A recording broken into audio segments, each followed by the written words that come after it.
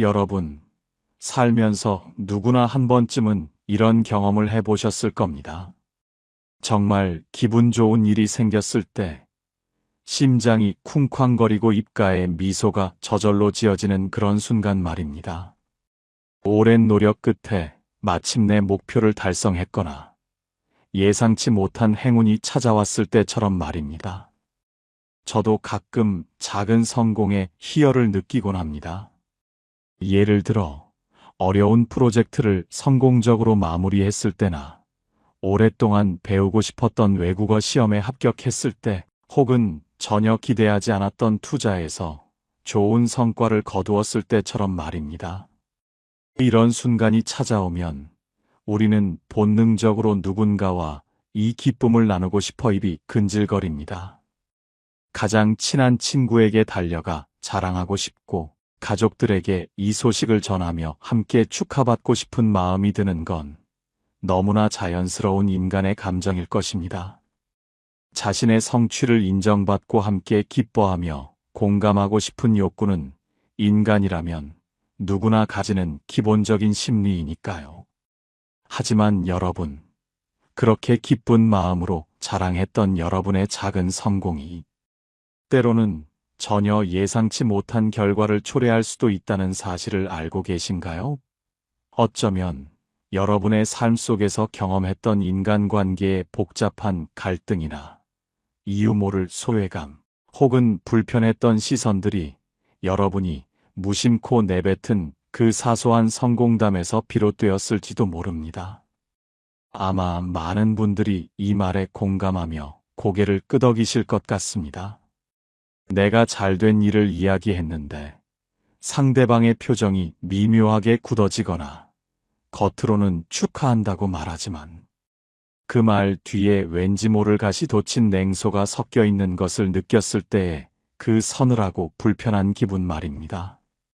마치 따뜻한 온기가 순식간에 차가운 냉기로 변하는 듯한 그런 경험을 해보신 적이 있을 겁니다. 오늘 우리는 이러한 인간 본성의 어두운 면을 깊이 탐구하고, 왜 우리는 때로는 작은 성공조차도 드러내지 않고 침묵해야 하는지에 대한 지혜를 얻고자 합니다. 이 주제를 설명하기 위해 우리는 한 평범한 직장인의 이야기와 더불어 조선 후기의 위대한 사상가이자 실학자인 다산 정약용 선생의 가르침을 통해 그 서늘한 진실을 마주하게 될 것입니다. 정약용 선생은 우리가 흔히 실학의 대가로만 기억하지만 사실 그의 삶은 시기와 질투, 그리고 권력 다툼의 소용돌이 속에서 보내진 파란만장한 것이었습니다. 그는 천재적인 지식과 뛰어난 능력을 바탕으로 정조대왕의 깊은 총애를 한 몸에 받았습니다. 하지만 바로 그 총애가 깊어질수록 주변의 시샘과 견제는 더욱 날카로운 칼날이 되어 그를 겨누기 시작했습니다. 그의 빛나는 재능은 많은 이들에게 영감을 주었지만 동시에 감당하기 어려운 질투심을 불러일으켰던 것입니다. 결국 그는 18년이라는 실로 긴 세월을 유배지에서 홀로 보내야 했습니다. 그 누구의 도움도 없이 오직 자신과의 싸움 속에서 그는 처절한 고독과 절망을 경험했습니다. 하지만 바로 그 처절한 고독 속에서 정약용 선생은 인간의 본성에 대한 깊은 통찰을 얻게 됩니다. 그는 인간의 마음이라는 것이 얼마나 간사하며 타인의 성공을 진심으로 기뻐해 주는 것이 얼마나 어려운 일인지를 뼈저리게 깨달았던 것입니다. 유배지에서 자식들에게 보낸 편지에는 이러한 그의 깨달음이 고스란히 담겨 있습니다. 그는 자식들에게 이렇게 당부했습니다. 재능이 밖으로 드러나는 것을 극도로 경계해야 한다. 세상 사람들은 자신보다 뛰어난 사람을 칭송하기보다는 오히려 그의 허물을 찾아내고 끌어내리는데 더 큰 열정을 쏟아붓기 마련이다. 이어서 그는 이렇게 덧붙였습니다. 작은 이익을 얻었을 때 그것을 뽐내지 않고 묵묵히 갈무리할 줄 아는 자만이 진정으로 큰 것을 얻을 그릇이 될 수 있다. 그리고 가장 중요한 것은 말을 아끼는 것이 자신을 지키는 가장 견고하고 단단한 방패임을 잊지 말아야 한다. 정약용 선생의 이 가르침은 단순히 겸손하라는 도덕적인 훈계가 아닙니다. 그것은 인간의 본성이 가진 어둡고 이기적인 심연을 꿰뚫어 본 노학자의 절박하면서도 현실적인 생존 전략이었습니다. 그가 말하고자 했던 것은 우리가 무심코 던진 자랑 한마디가 상대방에게는 깊은 박탈감을 안겨줄 수 있으며 그 박탈감은 곧 시기심과 질투라는 도구로 변질되어 결국 나를 해치는 구설수와 비난으로 되돌아올 수 있다는 서늘한 통찰입니다. 이제 우리 주변에서 흔히 볼 수 있는 박성우 씨의 이야기를 통해 이러한 통찰이 현대사회에서 어떻게 재현되는지 살펴보겠습니다. 박성우 씨는 어느 중견기업에서 10년째 성실하게 근무하고 있는 평범한 40대 과장입니다. 그는 성격이 활달하고 사람을 좋아해서 팀원들과도 가깝게 지내고 퇴근 후에는 동료들과 술자리도 자주 가지는 이른바 회사 내에서 평판이 좋은 인싸였습니다. 그러던 어느 날 박성우 씨에게 아주 기분 좋은 일이 생겼습니다. 오랫동안 관심을 두고 공부해왔던 재테크 분야에서 드디어 작은 결실을 보게 된 것입니다. 큰 액수는 아니었지만 그가 지난 1년치 연봉에 해당하는 수익을 올렸다는 사실은 그를 마치 구름 위를 걷는 듯한 기분으로 만들었습니다. 다음 날 아침 사무실에 출근한 박성우 씨는 이 기쁨을 도저히 감출 수가 없었습니다. 점심시간에 친한 동료들과 함께 식사를 하던 중 그는 무심코 자신의 성공담을 자랑스럽게 늘어놓았습니다. 어제 말이야, 내가 그동안 유심히 지켜보던 종목이 드디어 대박이 터졌어. 덕분에 이번 여름 휴가는 가족들과 정말 근사한 곳으로 갈 수 있을 것 같아. 동료들은 겉으로는 웃으며 축하해 주었습니다. 와, 박 과장님 정말 대단하시네요. 이 정도면 한턱 크게 내셔야겠어요. 박성우 씨는 기쁜 마음으로 그날 저녁 동료들에게 비싼 소고기를 대접했습니다. 그는 자신이 동료들에게 기쁨을 나누고 있다고, 그리고 그들이 자신을 진심으로 축하해주고 있다고 굳게 믿었습니다. 하지만 그날 이후 사무실의 공기는 미묘하게 변하기 시작했습니다. 이상하게도 박성우 씨가 제출하는 보고서에 대해 상사는 이전보다 훨씬 더 까다롭게 검토하고 트집을 잡기 시작했습니다. 박 과장, 요즘 돈 벌어서 그런지 마음이 딴 데가 있는 건 아니지? 아니면 일이 좀 허술해진 것 같은데? 심지어 동료들 사이에서는 알 수 없는 소문이 돌기 시작했습니다. 박 과장은 주식하느라 업무 시간에는 차트만 본다더라. 어쩐지 요새 좀 거만해진 것 같지 않아? 박성우 씨는 너무나 억울했습니다. 그는 이전과 다름없이 성실하게 일했고 오히려 기분이 좋아 더 친절하게 동료들을 대했을 뿐이었습니다. 하지만 그의 사소한 성공은 주변 사람들에게는 알 수 없는 박탈감의 근원이 되었고 그들의 깊숙한 곳에 숨어있던 열등감을 자극하는 불씨가 되고 말았습니다. 그가 동료들에게 대접했던 비싼 저녁 식사는 순수한 나눔이 아니라 오만한 과시로 해석되었던 것입니다. 정약용 선생이 그토록 경계했던 인간 본성의 어두운 면이 박성우 씨의 삶에서 그대로 재현된 것입니다. 사람들은 타인의 불행에는 쉽게 눈물을 흘리며 공감해주지만 타인의 성공에는 마음 깊은 곳에서부터 올라오는 쓴물 같은 질투를 참지 못합니다. 이것이 인간의 본성임을 망각한 대가는 너무나도 참혹했습니다. 박성우 씨는 결국 회사 내에서 서서히 고립되었고, 가장 행복해야 할 순간에 가장 우울하고 힘든 나날을 보내게 되었습니다. 우리는 왜 이처럼 어리석은 실수를 반복하게 되는 것일까요? 정약용 선생은 그 이유를 우리 내면에 깊숙이 자리 잡은 인정 욕구와 경솔함에서 찾았습니다. 그는 군자는 홀로 있을 때에도 삼가야 하며 자신의 공을 남에게 알리려 애쓰지 않는다고 가르쳤습니다. 여기서 사소한 성공조차 숨겨야 하는 첫 번째이자 가장 중요한 이유는 그것이 불필요한 적을 만들고 우리의 평화를 해치기 때문입니다. 여러분, 세상에 완벽한 비밀은 없습니다. 여러분이 한 명에게 말한 자랑은 10명에게 퍼져나가 결국 수많은 적을 만드는 씨앗이 될 수 있습니다. 여러분의 성공이 누군가에게는 자신은 아무것도 이루지 못한 무능한 존재임을 증명하는 지표처럼 느껴질 수 있습니다. 나와 비슷한 처지에 있다고 생각했던 사람이 갑자기 앞서 나갈 때 인간은 진심 어린 응원보다는 질투와 시기심을 먼저 느끼는 것이 솔직한 심정입니다. 그리고 그 질투는 날카로운 칼날이 되어 여러분의 등 뒤를 노리게 될 수 있습니다. 따라서 성공을 숨기는 것은 결코 비겁함이 아니라 불필요한 적을 만들지 않고 자신의 평안을 지키는 지혜롭고 현명한 방어 기제라고 할 수 있습니다. 둘째로, 성공을 입 밖으로 말하는 순간 그 성취의 고유한 에너지가 외부로 흩어져 버리기 때문입니다.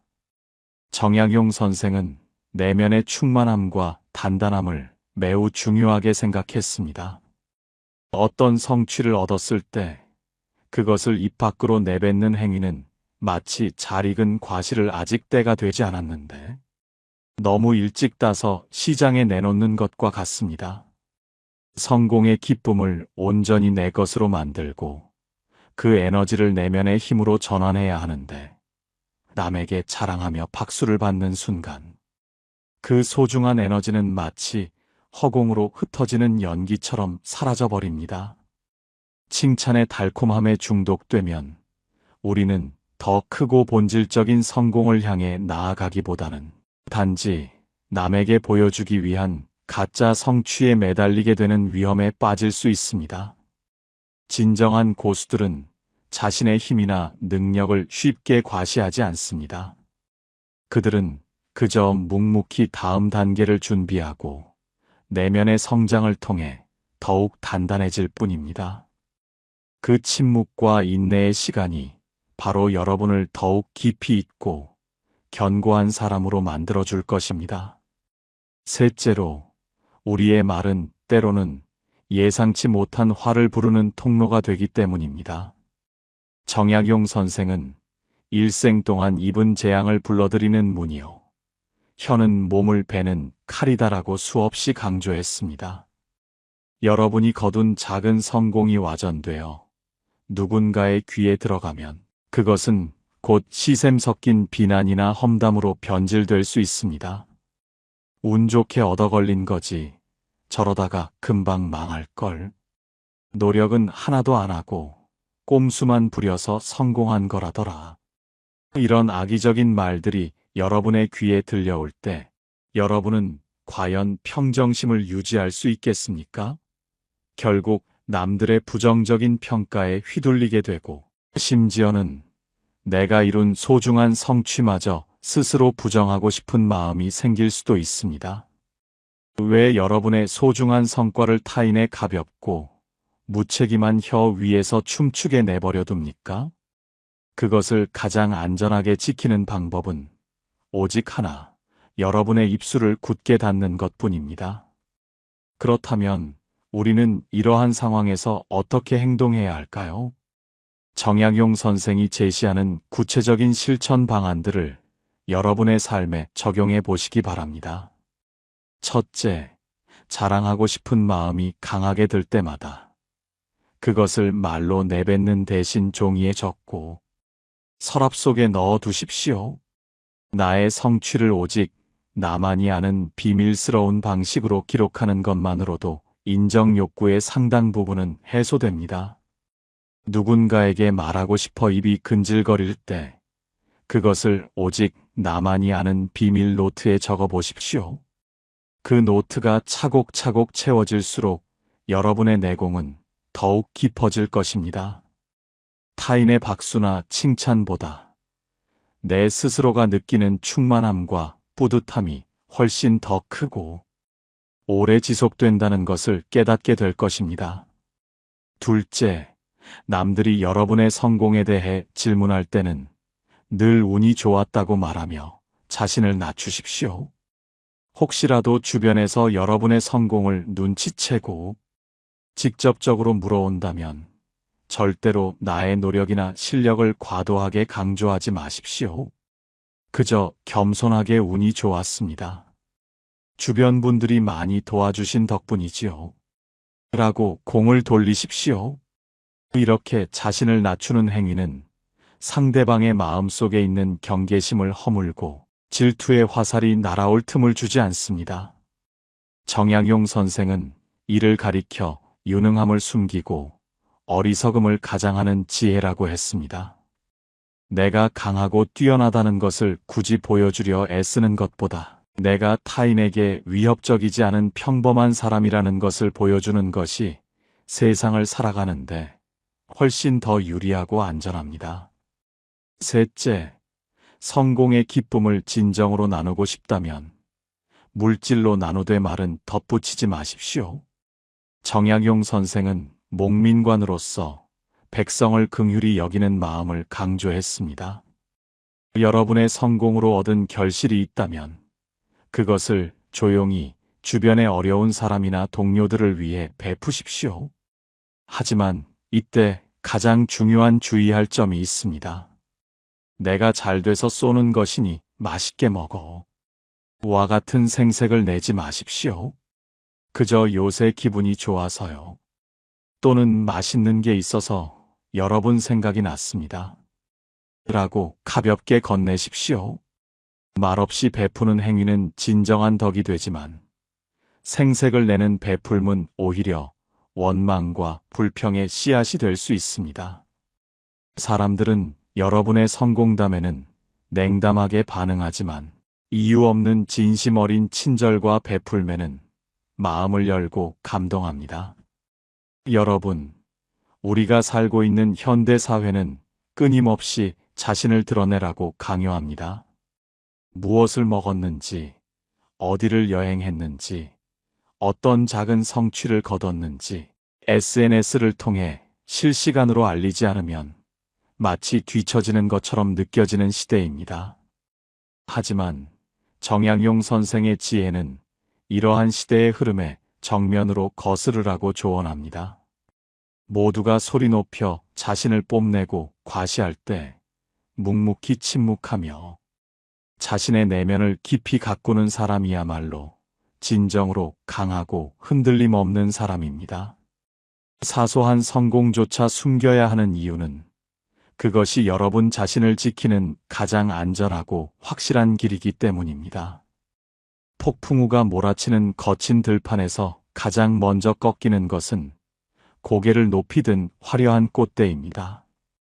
반면에 낮게 엎드린 풀은 폭풍이 지나간 뒤에도 여전히 살아남아 다시 따뜻한 햇살을 마주할 수 있습니다.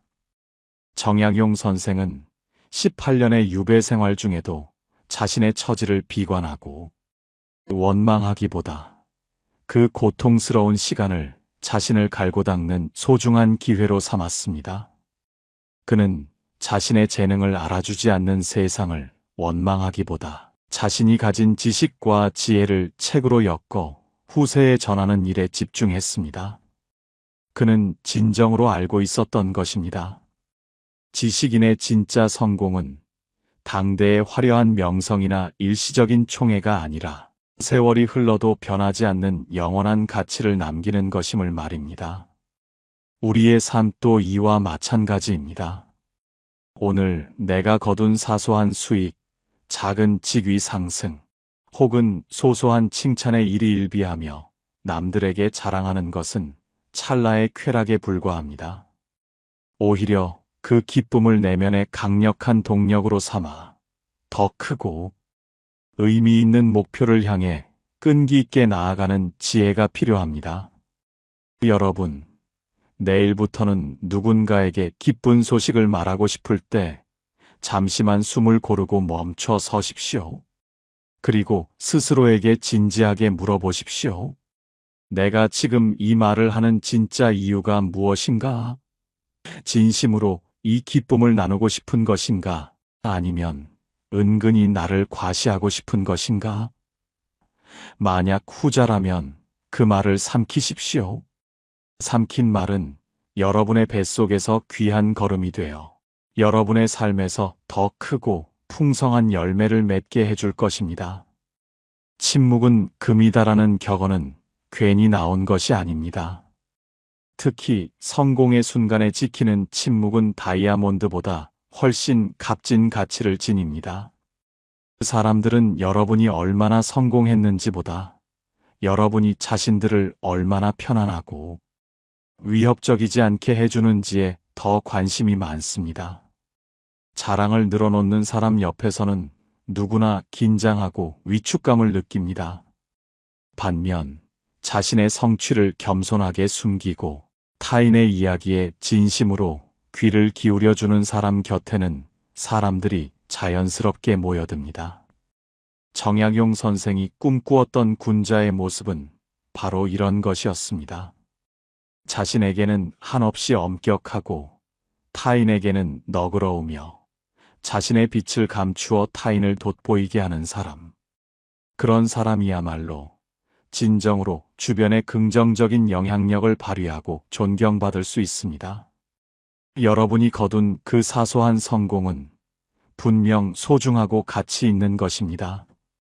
밤잠 설쳐가며 고민하고 코피 쏟아가며 노력한 결과물이라는 것을 저도 잘 알고 있습니다. 하지만 그 소중한 결과물을 질투라는 불길 속에 함부로 던져버리지 마십시오. 질투는 불과 같아서 모든 것을 태워버릴 수 있습니다. 여러분이 애써 일군 삶의 밭을 남들의 시기심이라는 우박으로부터 굳건히 보호하십시오. 그 튼튼한 보호막은 오직 여러분의 겸손과 침묵으로만 만들 수 있습니다. 우리는 흔히 외로워서 자랑을 합니다. 내가 이렇게 잘하고 있으니 나를 좀 봐달라, 나를 좀 사랑해달라고 무언에 소리치는 것입니다. 하지만 역설적이게도 자랑은 사람들을 오히려 멀어지게 만듭니다. 진정한 유대감과 깊은 인간관계는 나의 잘남을 뽐낼 때가 아니라 나의 약함을 솔직하게 공유하고 상대방의 아픔에 진심으로 공감할 때 형성됩니다.